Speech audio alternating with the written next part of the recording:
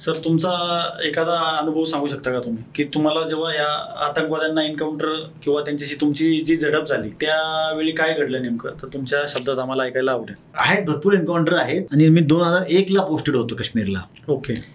मी as young कॅप्टनच्या एजमध्ये तिथं होते. तर तेव्हाची जी परिस्थिती होती आणि आजची परिस्थिती फार फरक आहे. तेव्हाची जी परिस्थिती होती त्या परिस्थितीमध्ये तुम्हाला रोज एक एन्काउंटर, रोज एक अटॅक तुम्हाला ऐकायला मिळायचा. आणि त्यावेळेस सोशल मीडिया नव्हता. त्या काळात फक्त टेलिफोन होता. कुठला फोन होता? नॉर्मल टेलिफोन जो आपण फिरवायचो ते टेलिफोन होता. त्यावरतीच घरी आम्ही मेसेज द्यायचो. आमच्या पोस्टवरून खाली उतरून 25 किलोमीटर दूर जाऊन घर मेसेज. तर ती सिच्युएशन वेगळी होती. आणि त्या सिच्युएशनमध्ये कारगिल युद्ध नुकताच संपलेला होता. 2000 ते 2001-2 मध्ये त्यांनी इतके आतंकवादी भरले होते पाकिस्तानी, कारण कारगिलमध्ये त्याला परत मुकी खाणी पडी थी.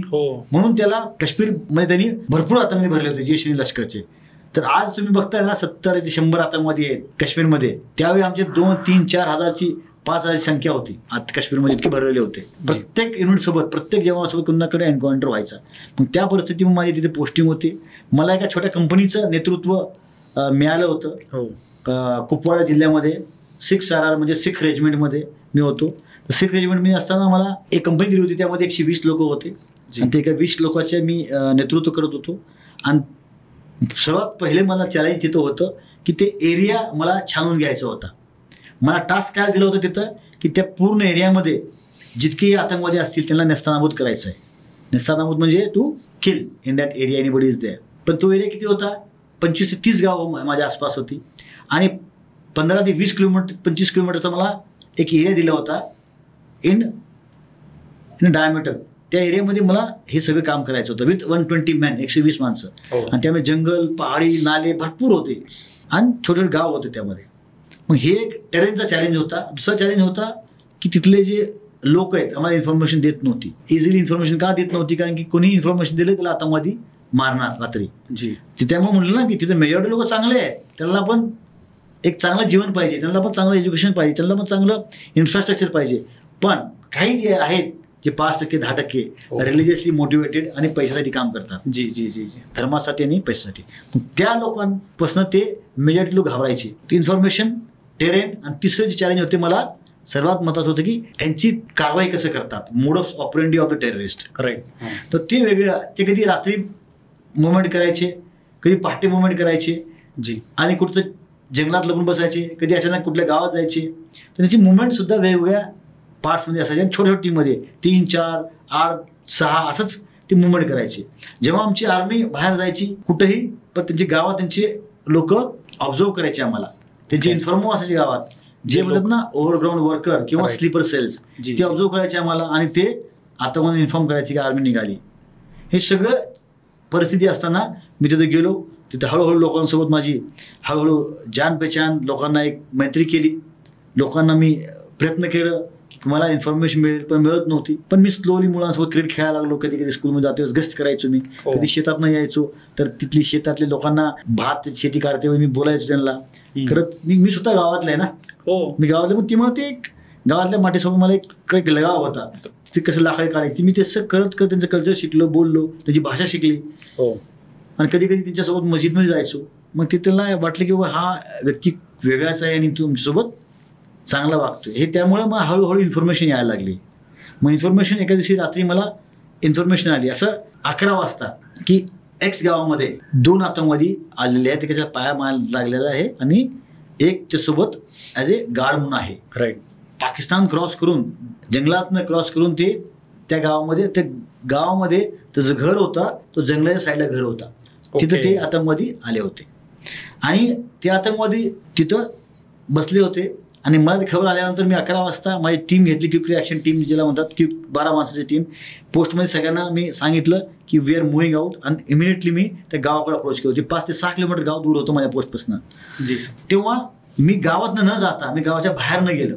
कारण की जेव्हा तुम्ही गावातनं जाता कुत्रे भोगतात. जेव्हा कुत्रे भोगतात तेव्हा पुढच्या लोकांना कळतं की कोणतं कोणी यायला लागले. आम्ही गावातनं बाहेरनं शेतीतनं गेलो. कारण की मी हे सगळं पायवाट फिरायचो दिवसा रात्री शेतीतनं किंवा पगडंडीतनं. कारण की दिवसा कुठल्याही रस्त्याने गेलो ते आळी लावायचे, बॉम्ब लावायचे आमच्या गाड्याखाली. ओके. हां. मग त्यामुळे मी सगळे रस्ते आणि पायवाट आणि शेतीची वाट ह्याच्यावरच मी मॅक्सिमम जोर राहायचा. हो जायचं इकडे असताना यायचं दुसऱ्या असताना. म्हणजे it is game of a mind. हो हो हो हो. एवढं थिंक फास्टर देन दी फास्टर टेररिस्ट. त्याच्यापेक्षा तुम्ही एक पुढे पाऊल टाकलं तर तुम्ही त्याला पकडू शकता किंवा मारू शकता. हो. मग त्यामुळे मी गावाच्या बाहेरनं गेलं, त्या घरला वेढा टाकला. शेवटचं घर होतं, त्या घरला वेळ टाकला. त्या जंगलाच्या साईडला जी साईड होती त्याला अगोदर तिकडे वेळ टाकला. नंतर चारी बाजून वेळ टाकून बसलो. रात्री बिलकुल अंधेरा होता. आणि आजचे जसं काश्मीर आहे बिलकुल लाईट वगैरे तसं लाईट नव्हती, अंधार होता अरे वा. जंगलाच्या कडेला. मग आम्ही नॉक केलं डोरला. त्याला बाहेर यायला सांगितलं लोकांना. जेव्हा 2-3 महिला, 2-3 व्यक्ती आणि 2-3 लहान मुलं बाहेर आले, त्यांना विचारलं कोणी आहे का. त्यांनी साफ मना केलं, साफ इन्कार केलं की कोणी नाही म्हणले. मग त्यामुळं मला परत थोडा डाऊट का आला, कारण की त्यांची जे बॉडी लँग्वेज होती, त्यांचे जे हावभाव होते थोडेसे वेगळे होते. हो. मग मला वाटलं काय गडबड आहे. मग मी काय म्हणलं त्या लोकांना, तुम्ही बाहेर या. त्यांना एका साईडला कोपऱ्याला जिथं सेफ्टी आहे, जिथं झाडाची अडोसा आहे, जिथं गोळी लागू शकत नाही, तिथं त्यांना बसवलं. आणि माझा एक काश्मीरचा मुलगा होता, काश्मीरी मुस्लिम असं होता टीममध्ये. ओके. He was interpreter. माझ्या टीममध्ये 12 लोक असतात, त्यामुळे तो इंटरप्रेट करायचा त्यामुळे त्याला मी तिकडं त्यांच्यासोबत बसवलं. हो. आणि त्यासोबतच मी परत त्या घरांमध्ये आवाज दिला की आप बाहर आ जाओ, आपको कुछ नहीं होने वाला अगर कोई है तो. पण आवाज आतनं काही येत नव्हता. हा मुलगा तिथे थांबला होता त्या घरवाल्यांसोबत. तिथनं लेडीज काय तर बोलत होत्या आपसामध्ये. लेडीज पुढात काही राहत नाही बायांच्या. हो. ते म्हणत होत्या की जर यांना कळालं तरी घर जळेल आपलं, आतनं फायर होईल, काय होईल, ते असं ते घाबरत होत्या. हो. त्या व्यक्तीनं ऐकलं आणि मला येऊन सांगितलं सर ते काश्मीरमध्ये असं बोलतायत. हो. तर मला 100% गॅरंटी झाली की आत आतंकवादी आहेत. हो. आता अंधार होता, त्या आत जायचं की नाही जायचं हा प्रश्न होता. डिसिजन डिलेमा, निर्णयाचा मतभेद चालली होती. जाऊ का नको. आत गेलो तरी पहिले एंट्री आम्ही केलं तर ते आत बसते ते मला मारणार. राईट. तर मला आपल्या देशाला दुश्मनाला मारायचं आहे. मी शहीद होईन ती बाकीची गोष्ट नंतर, पण पहिले मुझे आपले देश के दुश्मन को मारना आहे, हे पहिलं माझं कर्तव्य आहे. मग आज जायचं नाही जायचं याच्यावरती मी विचार करत होतो. त्यापर्यंत मला एक युक्ती आली.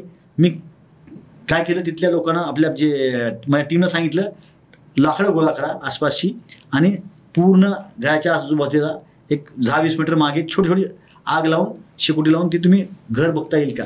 छोटंसं फिगर दिसायला लागलं घरचं मला. हो. तरीही ते बाहेर कोणी येत नव्हते. परत आम्ही प्रयत्न केला, आवाज दिला, काही नाही. मग परत मी एक युक्ती लावली आणि मी आमच्या टीमच्या मागच्या बाजूला सांगितलं, जे कॉर्डन केलं होतं घराला, वेढा मारला होता, मागच्या टीमला सांगितलं हवेत फायर करा. जेव्हा त्यांनी हवेत फायर केला तेव्हा फायर नाही आला. हवेत त्यांनी 2-4 शॉट मारले तर लगेच आतनं फायर आला त्यांच्यावरती. ओके. म्हणजे 200% क्लिअर झालं की आत आतंकवादी आहे. आम्ही पण इकडनं फायर सुरू केला. ते एका खिडकीतनं फायर करायचे, दुसऱ्या खिडकीत जायचे, मागे फायर करायचे, तिकडे जबाब द्यायचे. पण ते टार्गेट एकाचाही फिक्स नव्हता ना. तो ह्या खिडकीत फायर करायचा, त्या खिडकीतनं त्याच्याकडे ते फिरत होते. मग आम्हाला सुद्धा फायर जेव्हा आम्ही करत होतो टार्गेट फिक्स नव्हता. आणि फायर करायचो आणि वेट करायचो की तो येईल. आणि अंधार होतामुळं क्लिअर दिसत नव्हता टार्गेट.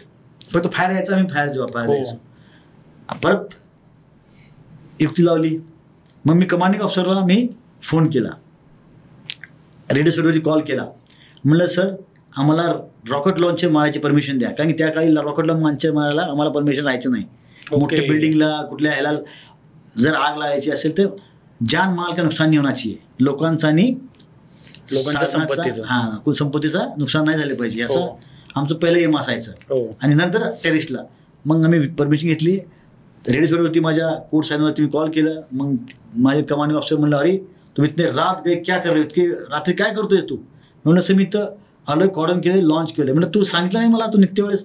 म्हणलं सर तुम्हाला सांगण्याच्या अगोदर मला वाटली पहिले चेक केले पाहिजे आहे का नाही, तुम्हाला आता डिस्टर्ब कशाला करायचं, म्हणून मी आलो आणि मला फायरची परमिशन पाहिजे. मला आर यू शुअर, मला येस सर. तो त्याने कहा की गो लॉन्च फायर. नंतर मी रॉकेट लॉन्चरच्या माणसाला बोलवलं आणि मी रॉकेट लॉन्चर फायर केलं. जेव्हा रॉकेट लॉन्चर फायर केलं ते रॉकेट लॉन्चर थ्रू निघून गेला, कारण लाकडी घर होते. आणि तो जो होता हाय एक्सप्लोजिव्ह अँटी टँक ॲम्युनिशन होता. आणि अँटी टँक ॲम्युनिशन असल्यामुळं तो त्या लाकडाच्या घरातून निघून गेला. मग नंतर विचार केला काय करायचं. परत मग मी त्याला सांगितलं माझ्या रॉकेट लॉन्चरला प्लीज पुट इन्सेंट्री राऊंड. इन्सेंट्री म्हणजे आग लावणारा. मग दुसरा राऊंड टाकला, हिट केला घराला आग लागली. आणि मी ज्या दारात बसलो होतो त्या दाराला कव्हर करत होतो, तिथनं एक पळत आला आतंकवादी. त्याला तिथंच कंठस्थान घातलं पहिल्याच गोळीमधनं, वा. आणि जे मागे जम्प केला त्या दुसऱ्या टीमने त्याला मारलं. असं मी 6 आतंकवादी टोटल 2-2.5 वर्षामध्ये मी मारले, त्यात तो माझा पहिला होता. आणि वेगवेगळ्या ऑपरेशनमध्ये आतंकवादी मारल्यामुळं मला APJ सरांनी मला सौभाग्य मला होता की मला त्यांनी शौर्य पदक दिला. हो. आणि तसंच माझ्या टीमने 14 आतंकवादी आम्ही ते 2-2.5 वर्षामध्ये मारले. तेव्हाची परिस्थिती आणि आजची परिस्थिती फार वेगळी आहे.